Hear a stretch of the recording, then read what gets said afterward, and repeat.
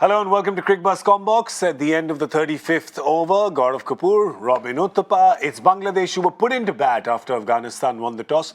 And you'd have to say they've done well till now at the 35 over mark. 161 for the loss of 4 wickets. Robbie, the spinners obviously keeping it tight. Yes, they are. For Afghanistan, but pretty much runs going from anybody else. Yeah, your 164 is out of the window, isn't it? You don't know, not for sure yet. So, two back-to-back hat-tricks in, you never know. Well, this is the very interesting phase of the game. So this is where I think Bangladesh will want to make sure that they get through this phase without losing any more wickets. Yeah.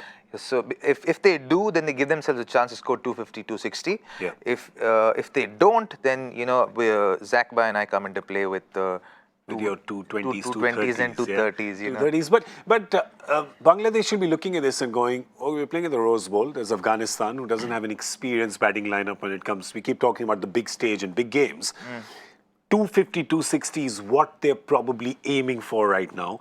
Don't aim for 300. No, don't. Yeah. I think they should still aim for 235, 240, and I think doing that will help them get to 250, 260. If they aim 260, they definitely won't get close to 230, 240. So generally, when you're trying to overreach, you tend to fall short of where you want to be. 250, 260 is an above par score on this ground. Yeah. Because top teams like India haven't got a 250, 260 on this ground against the same bowling attack. Yeah. So you know that 250, 260 is like an above par score on this ground. So they will look to get they should look to get to 230, 235, between 230 and 240.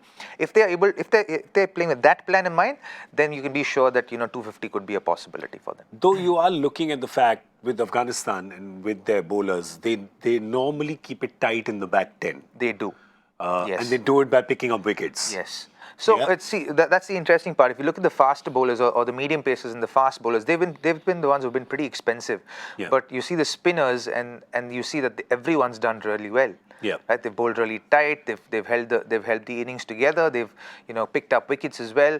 And you know that if Rashid Khan, with the amount of pressure that he's putting on the batsman right now, they're being very circumspect to the way they're batting to him. And if he picks up 1 or 2 wickets, they're definitely going to find themselves in trouble, because right now they're And he has to, because 9 out of the remaining 15 overs are with spin. Yes. Which means that even if Bangladesh plays out those 9, they can really get runs from that the other would be 6. the plan. I think if they look to, I think the plan, essentially, if you look at the way that Mushfiqur Rahim is batting, you can see that he just wants to hold one end up for the side and make sure that he bats. He's just going to bat. Mahmudullah's trying to hold his end up by I mean, like literally his hand.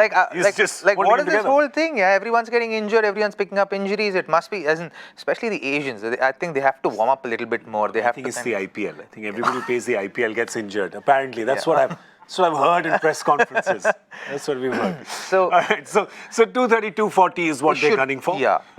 Of course, batting resources slightly light for Bangladesh with Mahmudullah getting injured. Now he's there. He's struggling.